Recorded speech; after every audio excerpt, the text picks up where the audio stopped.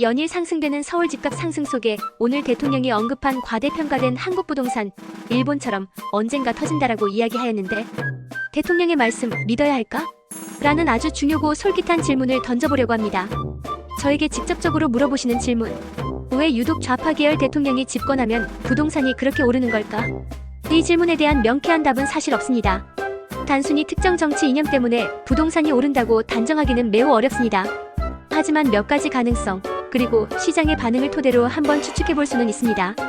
좌파 계열 정부는 보통 경제 불평등 해소와 서민주거 안정에 가장 큰 정책적 방점을 찍는 경향이 있습니다. 그러다 보니 시장의 투기 수요를 억제하고 실수요자를 보호하기 위한 강력한 규제 정책을 펼치고 있으며 조국 비상대책위원장은 강남에 자리 깔고 앉아 뜬구름 잡는 훈수를 두고 있으며 심지어 2012년에는 모두가 용이 될 수 없으며 또한 그럴 필요도 없다. 중요한 것은 개천에서 붕어, 개구리, 가재로 살아도 행복한 세상을 만드는 것이라고 트위터에 올렸죠. 그때도 좌파 정권이었고 집값은 천정부지로 올라 정권이 교체되는 결과로 이어지기도 했습니다. 예를 들어 다주택자 세금 중과 대출 규제 강화 등이 대표적이죠. 그런데 아이러니하게도 이런 규제들이 때로는 역설적으로 시장의 공급을 위축시키고 기존 주택 소유자들이 매물을 내놓지 않고 버티게 만드는 매물 잠김 현상을 초래해서 가격 상승을 부추기는 요인이 되기도 합니다. 똘똘한 한 채 현상처럼 규제가 강해질수록 사람들은 미래 가치가 높고 안전하다고 판단되는 특정 지역의 아파트에 더욱 집중하게 되고 이는 해당 지역의 가격 상승을 더욱 가속화하는 결과를 낳을 수 있습니다. 공급은 줄어들고 특정 지역으로만 수요가 몰리니 가격은 더욱 치솟는 것이죠. 또한 경제 전반에 대한 낙관적인 전망이나 저금리 기조가 맞물리면 아무리 강력한 규제가 존재하더라도 풍부한 유동성이 결국 안전자산인 부동산 시장으로 흘러들어갈 가능성도 배제할 수 없습니다. 금리가 낮으면 대출을 받아 부동산에 투자하는 것이 더 매력적으로 느껴질 수 있기 때문입니다. 그러니까 단순히 좌파 정부라서 부동산이 오른다는 이분법적인 사고방식보다는 정부의 정책 방향, 부동산 시장의 공급 상황, 거시 경제 지표의 변화, 그리고 사람들의 투자 심리 등 여러 복합적인 요인들이 상호작용한 결과라고 보는 것이 훨씬 더 정확하고 합리적인 분석일 겁니다. 특히 최근 들려오는 10월 15일 부동산 대책 소식부터 역대 대통령들의 부동산 정책 평가, 그리고 원화 가치와 부동산 가격의 상관관계까지 복잡하고 때로는 혼란스러운 이야기들을 시원하게 해소해드릴 수 있도록 심도 있게 풀어드릴게요. 자, 그럼 지체할 필요 없이 바로 시작해볼까요? 집중해주세요. 자, 먼저 10월 15일 부동산 대책. 이 날짜 달력에 빨간 펜으로 동그라미 쳐놓고 다들 촉각을 곤두세우고 계실 텐데요.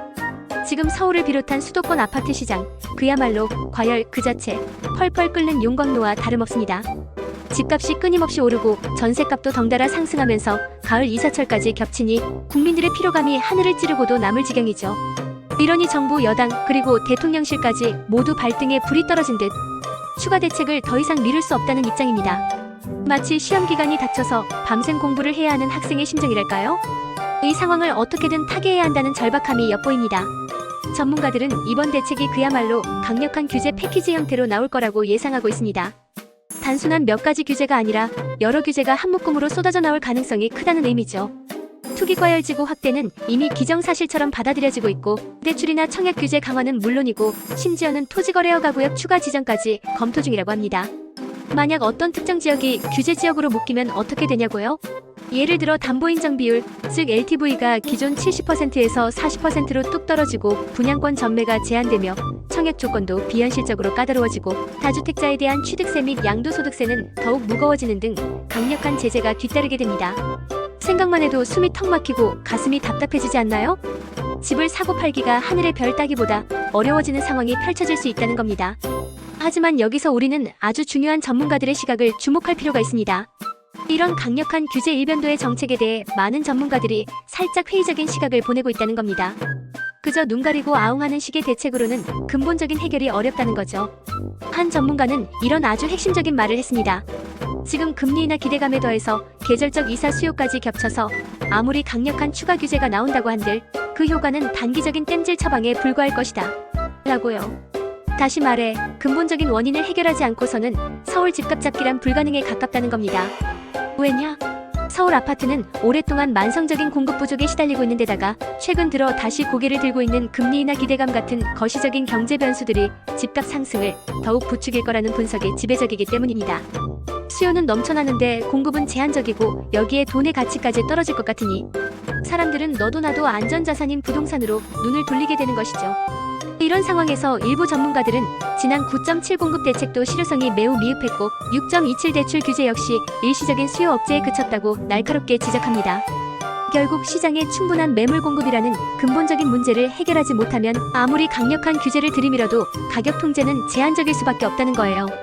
오히려 양도세나 취득세 같은 거래세를 좀 완화해서 지금 시장에 나오지 않고 잠겨있는 매물들이 자발적으로 시장에 나올 수 있도록 유도해야 한다는 의견도 설득력을 얻고 있습니다. 팔고 싶어도 세금 폭탄 때문에 팔지 못하는 상황을 개선해야 한다는 목소리가 커지고 있는 거죠.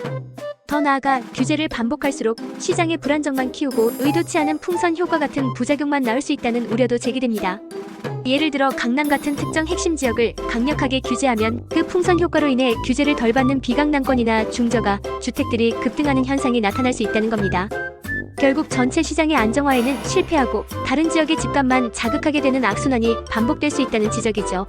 심지어 부동산 시장으로 흘러들어가는 자금줄을 모조리 막아버리는 강력한 대출 규제는 자칫 국내 경제 전체에 치명적인 타격을 입힐 수도 있다고 경고하는 전문가들도 있습니다. 가계대출이 줄어들면 소비 위축으로 이어지고 이는 다시 경제 성장률 하락으로 연결될 수 있기 때문입니다. 그러니까 단순히 윽박지르고 막는다고 될 일이 아니라는 겁니다. 시장의 원리를 이해하고 그 흐름에 맞춰 유연하게 대처하는 것이 무엇보다 중요하다고 할 수 있겠죠. 그럼 이제 과거로 눈을 돌려 역대 대통령들은 부동산이라는 뜨거운 감자에 대해 과연 어떤 인식을 가지고 있었고 전문가들은 그들의 정책들을 어떻게 평가하고 있을까요? 흥미롭게도 역대 정부의 부동산 정책은 마치 시계추처럼 규제와 완화를 끊임없이 왔다 갔다 하는 경향을 보였습니다. 한쪽으로 가면 다른 한쪽으로 쏠리는 마치 롤러코스터와 같은 역동적인 흐름을 보여주었죠. 먼저 김대중 정부는 IMF 극복을 위해 분양가 자율화나 재건축, 연안 단축처럼 규제 완화를 통해 민간 시장 활성화를 꾀했습니다. 시장에 자율성을 부여하여 공급을 늘리려는 시도였죠. 노무현 정부, 강력한 규제 정책의 대명사로 역사에 기록되어 있죠. 당시 노무현 대통령은 부동산 투기와의 전쟁을 선포하며 다주택자 중과세, 종합부동산세 도입 등 그야말로 초강력 정책들을 연이어 쏟아냈습니다. 당시에는 부동산 시장을 안정시키기 위한 불가피한 조치라는 긍정적인 평가도 있었지만 동시에 시장의 활력을 떨어뜨리고 오히려 집값을 자극했다는 날카로운 비판도 많았습니다. 시장의 흐름을 강제로 막으려다 보니 오히려 부작용이 커졌다는 지적이었죠. 집값 상승도 아주 역대급이었습니다. 반면 이명박 정부는 정반대로 가장 완화된 정책을 펼쳤다는 평가를 받습니다. 서민 주거 안정을 위한 보금자리 주택 공급을 확대하고 각종 규제를 과감히 완화하면서 시장 자율에 맡기려는 시도를 했죠. 하지만 글로벌 금융위기와 맞물려 부동산 시장이 장기적인 침체기에 접어들면서 규제 완화 효과를 제대로 보지 못하고 시장의 전반적인 분위기에 휩쓸렸다는 평가도 있습니다.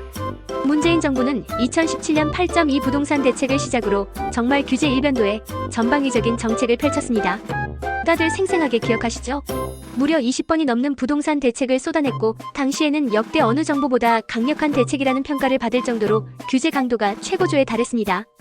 투기과열지구 확대, 대출 규제 강화, 세금 인상 등 모든 규제 카드를 동원했지만 결과적으로는 서울 집값이 폭등하는 역설적인 상황을 초래했다는 비판을 면하기 어려웠습니다. 시장의 불안감을 가중시키고 공급 부족이라는 근본적인 문제를 해결하지 못했다는 지적이 이어졌죠. 정부의 의도와는 달리 시장은 정반대로 움직이는 모습을 보였습니다. 박근혜 정부는 재임 기간 동안 규제와 완화 정책을 번갈아 시행하면서 특히 전세난 해소에 초점을 맞추는 정책을 펼쳤습니다. 전세 시장의 불안정을 해소하기 위한 다각적인 노력을 기울였습니다. 이렇게 역대 정부의 사례들을 살펴보면 대통령의 의지와 정책, 방향이 시장의 복잡한 메커니즘과 맞물려 예상치 못한 결과를 초래하기도 했다는 것을 알 수 있습니다. 중요한 건 부동산 시장은 단순히 몇 가지 규제나 완화로만 해결될 수 있는 것이 아니라 그 배경에 깔린 공급과 수요의 원리, 거시 경제 상황, 그리고 국민들의 심리까지 다양한 요소들이 복합적으로 작용하는 유기체라는 겁니다. 마치 살아있는 생물처럼 끊임없이 변화하고 반응하는 시장의 특성을 이해하는 것이 중요하죠. 여기서 많은 분들이 저에게 직접적으로 물어보시는 질문. 왜 유독 좌파 계열 대통령이 집권하면 부동산이 그렇게 오르는 걸까? 이 질문에 대한 명쾌하고 단일한 답은 사실 없습니다. 단순히 특정 정치 이념 때문에 부동산이 오른다고 단정하기는 매우 어렵습니다. 하지만 몇 가지 가능성, 그리고 시장의 반응을 토대로 한번 추측해 볼 수는 있습니다. 좌파 계열 정부는 보통 경제 불평등 해소와 서민 주거 안정에 가장 큰 정책적 방점을 찍는 경향이 있습니다. 그러다 보니 시장의 투기 수요를 억제하고 실수요자를 보호하기 위한 강력한 규제 정책을 펼치기 쉽습니다. 예를 들어 다주택자 세금 중과 대출 규제 강화 등이 대표적이죠. 그런데 아이러니하게도 이런 규제들이 때로는 역설적으로 시장의 공급을 위축시키고 기존 주택 소유자들이 매물을 내놓지 않고 버티게 만드는 매물 잠김 현상을 초래해서 가격 상승을 부추기는 요인이 되기도 합니다. 똘똘한 한 채 현상처럼 규제가 강해질수록 사람들은 미래 가치가 높고 안전하다고 판단되는 특정 지역의 아파트에 더욱 집중하게 되고 이는 해당 지역의 가격 상승을 더욱 가속화하는 결과를 낳을 수 있습니다. 공급은 줄어들고 특정 지역으로만 수요가 몰리니 가격은 더욱 치솟는 것이죠. 또한 경제 전반에 대한 낙관적인 전망이나 저금리 기조가 맞물리면 아무리 강력한 규제가 존재하더라도 풍부한 유동성이 결국 안전자산인 부동산 시장으로 흘러들어갈 가능성도 배제할 수 없습니다. 금리가 낮으면 대출을 받아 부동산에 투자하는 것이 더 매력적으로 느껴질 수 있기 때문입니다. 그러니까 단순히 좌파 정부라서 부동산이 오른다는 이분법적인 사고방식보다는 정부의 정책 방향, 부동산 시장의 공급 상황, 거시 경제 지표의 변화, 그리고 사람들의 투자 심리 등 여러 복합적인 요인들이 상호작용한 결과라고 보는 것이 훨씬 더 정확하고 합리적인 분석일 겁니다. 어때요? 이제 좀 더 심층적으로 궁금증이 풀리셨기를 바랍니다. 이제 원화, 가치 하락과 부동산 가격의 상관관계에 대해 좀 더 깊이 있게 이야기해볼까요? 이 부분은 단순한 국내 시장의 흐름을 넘어 좀 더 거시 경제적인 관점에서 글로벌 경제의 맥락 속에서 이해해야 합니다. 일반적으로 통화량, 특히 시중에 유통되는 통화 총량을 의미하는 EMI, 통화량과 주택가격은 매우 높은 상관관계를 보이는 것으로 잘 알려져 있습니다.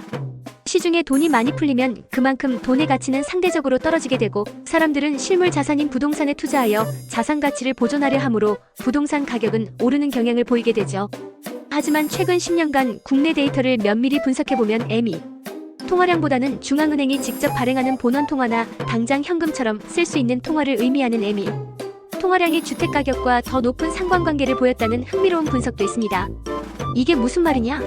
본원통화나 EMI 통화량은 시중에 즉각적으로 영향을 미치는 유동성 지표이기 때문에 이런 통화량이 늘어나면 부동산 시장에 돈이 더 빠르고 더 효율적으로 유입될 수 있다는 의미가 됩니다. 즉 유동성이 풍부해질수록 부동산 시장은 화랑을 띨 가능성이 높다는 것이죠. 그럼 환율 변동은 어떨까요? 만약 환율이 급격하게 치솟는 상황, 즉 원화 가치가 빠르게 떨어지는 상황이 발생하면 어떻게 될까요? 이러한 상황이 지속될 경우 외환 당국은 보통 환율의 급격한 변동을 막고 시장을 안정시키기 위해 외환 시장에 직접 개입하게 됩니다. 외환 보유액을 풀어 원화를 매수하는 방식으로 환율을 방어하는 것이죠. 이 과정에서 시중에 풀리는 본원 통화나 EMI 통화량이 영향을 받게 됩니다. 만약 환율 상승이 계속되고 외환 당국이 외환 시장에 직접 개입하여 국내 원화 유동성을 의도적으로 축소한다면 이는 부동산 시장으로 흘러들어가는 자금줄을 마르게 하여 궁극적으로는 부동산 가격 하락을 초래할 수 있는 매우 중요한 요인이 될 수 있습니다. 즉 원화 가치가 떨어지고 환율이 오른다는 것은 외국인 투자자들의 한국 부동산 투자 매력이 현저히 떨어지게 만든다는 것을 의미합니다. 심지어 국내 자본도 더 높은 수익률을 찾아 해외로 빠져나갈 요인이 생길 수 있습니다. 게다가 환율이 너무 올라서 수출 기업의 채산성이 악화되고 수입 물가가 치솟아 내수 경기가 전반적으로 악화되면 국민들의 구매력이 떨어지고 부동산 수요도 자연스럽게 위축될 수밖에 없겠죠. 이런 상황에서는 심리적으로도 부동산 시장에 대한 관망세가 길어지면서 거래가 줄어들고 가격 상승 동력이 약화될 가능성이 매우 높습니다. 그러니까 원화 가치 하락은 단순히 환율 문제에 그치는 것이 아니라 부동산 시장 전반에 걸쳐 복합적이고 광범위한 부정적 영향을 미칠 수 있다고 볼 수 있습니다. 이는 단순히 주택 구매 심리 위축을 넘어 전체적인 경제 활력 저하로 이어질 수 있는 심각한 문제입니다. 마지막으로 부동산 규제와 대책으로 정말 집값을 잡을 수 있을까? 라는 매우 근본적이고 중요한 질문에 답해볼 시간입니다. 제가 앞서 쭉 설명해드렸듯이 대다수의 전문가들은 부동산 규제 정책이 단기적으로는 시장에 어느 정도 영향을 미치지만 장기적으로는 그 효과가 매우 미미하거나 오히려 예상치 못한 부작용인 풍선 효과를 초래할 수 있다고 한 목소리로 지적합니다. 규제가 시장의 자연스러운 흐름을 왜곡시킬 수 있다는 것이죠. 서울의 경우를 보더라도 신규 주택 공급 부족 문제가 워낙 고질적이고 심각해서 아무리 강력하고 전방위적인 규제를 쏟아내도 집값 상승세를 근본적으로 막기 어렵다는 분석이 많습니다. 규제가 강해지면 다주택자들이 매물을 내놓기보다는 오히려 버티기에 들어가거나 자녀에게 증여하는 방식으로 매물 잠김 현상이 심화되기도 합니다. 게다가 최근 서울 아파트 매매 가격은 4주 연속 상승폭을 키우고 있으며 특히 성동구, 마포구, 광진구 같은 이른바 한강 벨트 지역의 상승세가 두드러지는 상황입니다. 이는 정부의 규제에도 불구하고 시장의 수요가 여전히 특정 지역에 집중되고 있음을 보여주는 명백한 증거입니다. 정부가 갭 투자를 차단하기 위해 토지거래허가구역에서 주택 매입 시 2년 실거주 의무를 부과하거나 총부채 원리 금상환 비율 DSR 규제에 전세 대출을 포함하는 방안까지 검토하고 있지만 과연 이런 규제들이 시장의 근본적인 문제를 해결하고 집값을 안정화시킬 수 있을지는 여전히 미지수입니다. 규제가 잠시 시장의 열기를 식힐 수는 있을지언정 근본적인 수요와 공급의 불균형을 해소하지 못한다면 또 다른 형태로 문제가 터져나올 가능성이 높다는 것이 전문가들의 공통된 의견입니다. 결론적으로 말씀드리자면 부동산 문제는 단순히 몇 가지 규제나 강력한 대책으로 단번에 해결할 수 있는 만만한 문제가 아닙니다. 복잡다단한 시장 원리, 국내외 거시 경제 상황의 변화, 그리고 무엇보다 주택의 공급과 수요의 근본적인 불균형이라는 구조적인 문제가 얽히고 설켜 있기 때문이죠. 정부의 정책적 개입도 중요하지만 시장 참여자들이 합리적인 판단을 내릴 수 있도록 투명하고 정확한 정보를 제공하고 예측 가능한 일관된 정책 방향을 제시하는 것이 더욱 중요하다고 생각합니다. 국민들이 정부의 정책을 신뢰할 수 있을 때 비로소 시장도 안정화될 수 있는 기반이 마련될 테니까요. 부동산 시장은 우리의 삶과 직결된 중요한 문제입니다.